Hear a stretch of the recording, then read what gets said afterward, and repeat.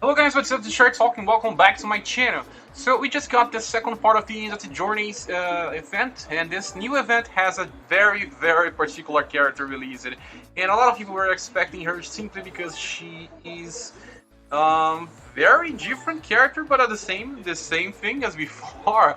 Well, this is a character that resembles Leonard, but there's a reason for this, and I won't spoil you if you didn't reach this part in the story yet. And she's a very strong character that has a lot of good things on her side, and I will want to show you guys how she plays out. Let's start this by using her on this quest. Well, actually, using the wrong spot here. She won't appear on my squad. Let me just reset. Okay, start using different formations. Now we can see her attacks. I wish I have done this on the other events, but let's just check this girl out. And she is very different than the other characters. Well, I think it's pretty slow right now. I don't understand why it's this slow. Pretty slow. I really like her attack animations. It's very different. It reminds me of Ivy from Soul Calibur.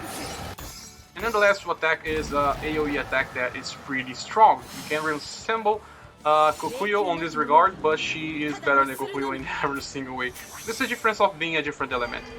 But well, let's just talk about her element and not other passives later. I think I can simply quit already here. We saw the attack animation. Very easy to combo because she kind of launches the enemy towards up, and it's very easy to combo like that. She just... and works pretty fine for me, God. I really wanted to have this character if I had the chance to summon for it, but we were talking about the character now and her weapon as well. So that's just the game collaborate with us as well. Okay, now let's just click on the Divine Weapon and click on the first one. We have Hell, the Queen of Hell. Very nice name. And she didn't come alone. That's always happened now. We also have Aelith the Shackle. At least this is the last version of Aelith. It's the strongest one, not the most versatile one. I still prefer Garmelit, but she's a little strong. But she faces competition with another staff of Dark Element, that's Shacklegan. Shacklegan is way more important than have Aelith in this squad. But when we click on Drop Haste to check the chances of getting Hell, how good are her drop hates? I'm not foreseeing something really good. Let's just check this. Well, it is 0.6% chances. We will reach 1.2. It's not exactly a good chance on step 3 onwards, but people that like this character will try to summon. I will wait for the future if I do have another opportunity, because I really like the character, but I can't keep up with these low chances of getting the character. And I don't really want to get this either the Shackle, this version of Aelith, even though I'm a fan of Aelith. Well, I will just click here and I will just talk about Queen of Niflheim. Hell, you can see that her physical attack is pretty high. I think it's the highest one we got in the past. If it's not the best one, it's very close to the best. But this is exactly not the most important thing of a character. The characters always reach the cap anyways if you're a veteran playing this game or not.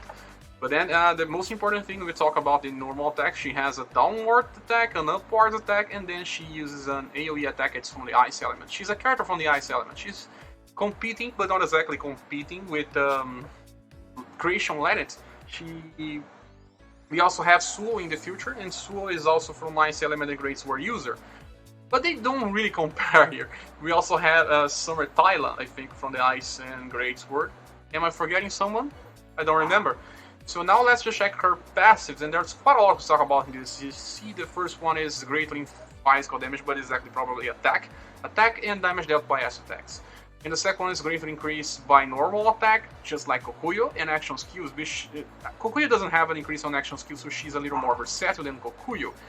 And the black rune from the first one is not so good. The second one is white. White is not that bad.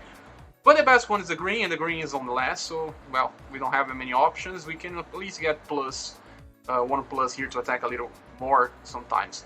The last one is one of the most important is message from the Underworld, and when Purification Gauge is on 1 or higher, she will increase physical, magical, and ice damage of everyone. So it's a damage dealer buff for squads that wants more damage, especially ice damage. She's a very strong character to be used on the future and the lead of ice damage squads. And she also has a limited skill called Atonement of Blood that sacrifices 3 attacks to recover all characters from status ailments and We see this before. We've seen this on Alicia, Knight Alicia. We've seen this on Garmelit as well. We've seen this in a lot of other characters. And it's important to have this, but it's just too common if you have other characters. But maybe for Dark, we also had Garmelit. We also had Dark Cena. They all had the same thing. So maybe if you're facing a boss that has a lot of status augment attacks and he uses it on every single turn, you can switch off between your characters to do this.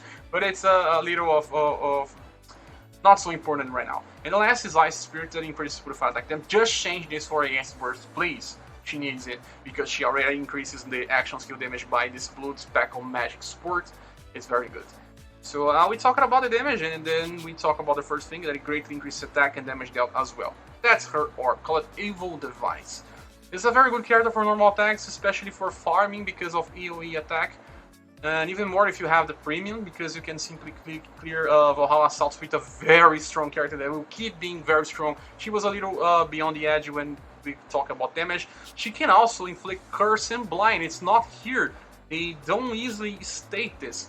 But I don't know exactly what attack it is. I think it's probably Praise Death or Bloody Spine. Not so sure, but she can inflict Blind and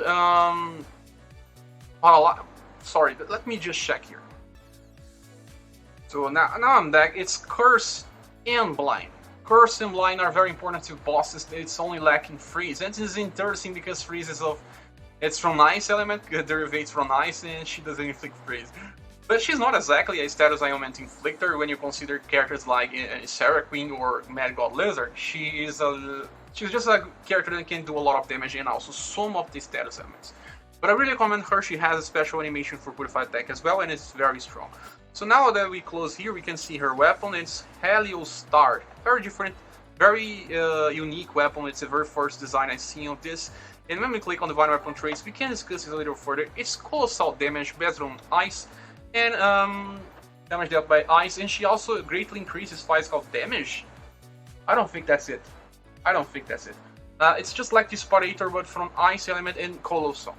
This is the real the description. They are always messing up with description.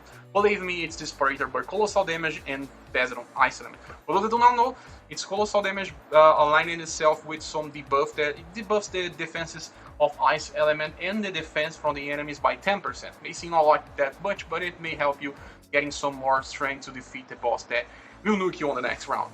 So one of the passives is that when you have a Purification Gauge of 1 or more, you get more physical, magical, and ice damage of all. No, sorry, this is for I'm looking on the wrong place. We only have this Frost Aura. It's the same thing from the Kokuyo weapon that increases normal attacks by 10% only of the ice element. So you have to use the nice weapon, and by attacking you get 10% more. It's not the best passive, simply it's not, but it works for normal damage, and you be using her for a lot of normal damage, but you also use her for action skill damage. So I don't know, we don't have the best one. This is not the best weapon, I believe, for her, but it's what we have right now. In the future, maybe we get a better weapon. So now let me close, and I will talk about other things. Well, this new event, let me click on top, has a new special boss. The second part of the most event will have a special boss, and they are recently being 170k, and I will try to defeat it. But first, let's just get a look on the shop. Well, we have more here. Well, I don't know, let's just see. We have a new weapon. This one is not a good one, you can just sell it for fragments. Sorry, it's Diantes. Can he use his support weapon? Support tickets. What a strange... okay. Sorry, it's because it's one of the first part. Let me just show you the second part. We have Valocios, Igdrazi Brands, Gold Bangle. Gold Bangle is pretty nice, and Orb. Garnet, and never only one Garnet. Oh, sorry, only one Garnet and only one Ember. Not so much good things in the books. Just get the books. They are still not reducing the cost for most things here. Sadly. Okay. Now we're talking about the good things here. Let's just go trying to face this boss. So now let's just try to face this special boss on this new event, Journey Challenge EXEX. And he's weak to Ice and Holly. Well, let's just try this new squad here. I have... It's not this one? I swear it's not this one. Let me insert this one here. Well, I have Snow Linnet, Celestial Wirefred, and Awakened Linnet alongside the Leon. Leon is just simple as that. She's a healer, and I don't know if I'm strong enough for this, but the boss is weak to both ice and holy, and I'm not exactly using ice here. I don't know if there's some special mechanic, but you should probably bring the two elements most of the time, because some bosses want to be afflicted with the two elements so they get debuffed. I know I don't know much about this one, but I see that he's strong to put a attack damage. Okay, I won't be using this, so I will just start with Velva and use normal attacks to see if we can do some damage here.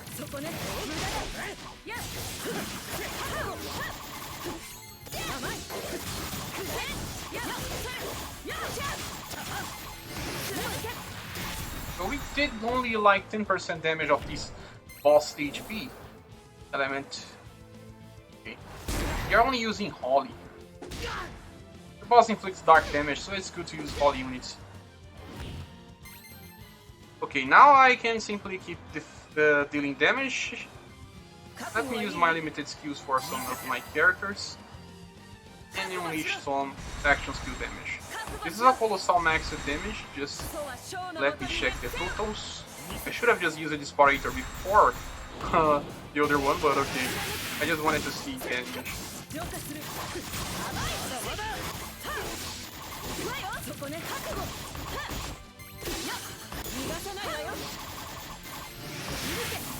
Seems like the next turn is enough for us to defeat the boss. But he's just enchanting himself. This isn't an AoE new. Being dark, it's way better to use poly people here. Yeah. He's just poisoning my Celestial Warfare. I will just use my limited skill, my enchanted skill, other enchant, and let me just try to finishing up with my characters. Hard Billy is very strong. This has the same effect as this Parader.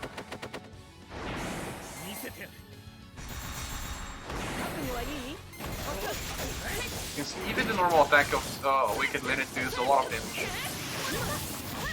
So it's a pretty good idea to just use Holy here instead of Ice because the damage from the boss is dark. Yeah, we just defeated this boss. It was not so hard.